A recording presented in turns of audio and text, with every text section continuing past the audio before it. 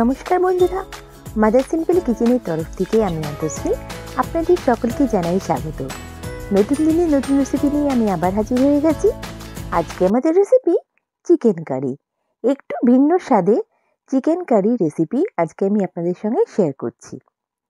খুবই সহজভাবে চিকেন কারিটা করছি।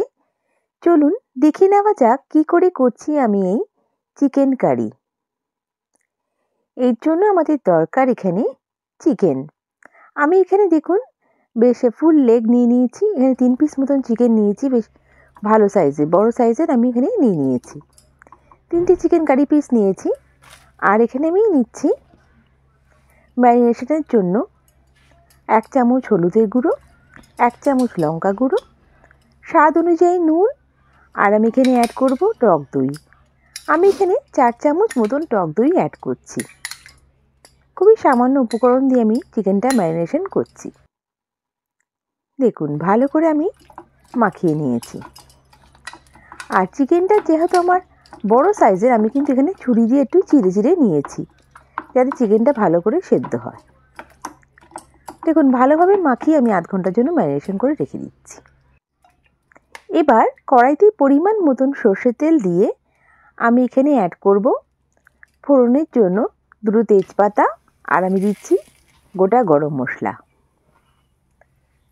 গোটা গরম মশলা দেওয়ার পর যখন সুন্দর একটা ঘ্রাণ আসবে, তারপর আমি এখানে অ্যাড করে দেব পেঁয়াজ বাটা। আমি এখানে 3টে মিডিয়াম সাইজের পেঁয়াজ বেটে নিয়েছি, সেটা আমি এখানে অ্যাড করে দিলাম। দিয়ে ভালো করে একটু আমি নাড়িয়ে চাড়িয়ে নিচ্ছি। দেখুন হালকা করে পেঁয়াজটা ভেজে নিচ্ছি। ভালো করে কষিয়ে নেওয়ার পর আমি এখানে অ্যাড করে দেব আদা বাটা আর রসুন বাটা। আমি এখানে 1 চামচ আদা বাটা অ্যাড করছি আর 1 চামচ রসুন বাটা অ্যাড করলাম। আবার আমি ভালো করে একটু নাড়িয়ে চাড়িয়ে নিচ্ছি। বেশ ভালো করে মিক্স করে নিতে হবে যাতে আদা রসুনের কাঁচা ভাবটা চলে যায়।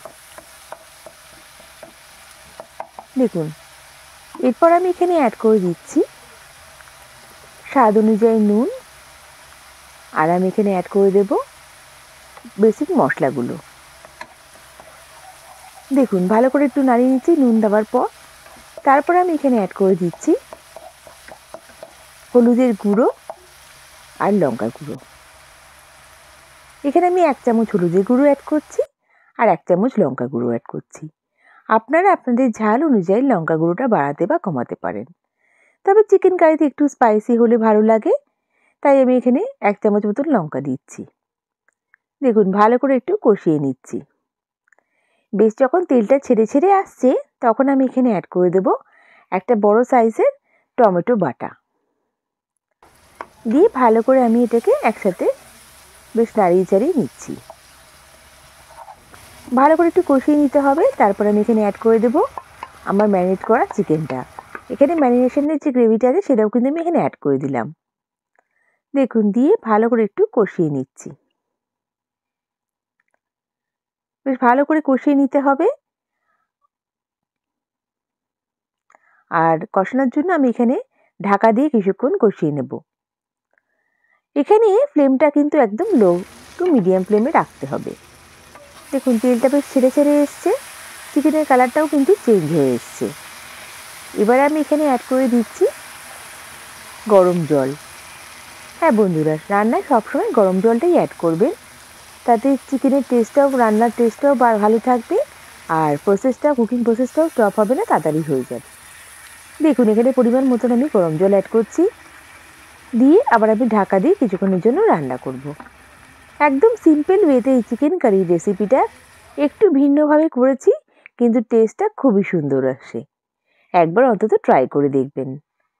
এবার আমি কিছুক্ষণের জন্য ঢাকা দিয়ে চিকেনে যতক্ষণ না সেদ্ধ হচ্ছে আমি এটাকে কুক করব।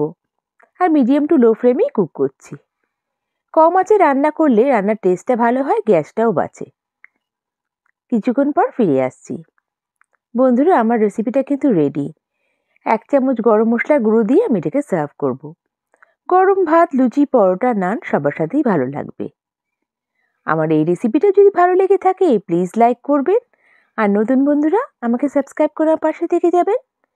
বেল বাটনটা প্রেস করবেন যাতে আমার রান্নার নোটিফিকেশনগুলো সব থেকে প্রথমে আপনারা পেয়ে যান।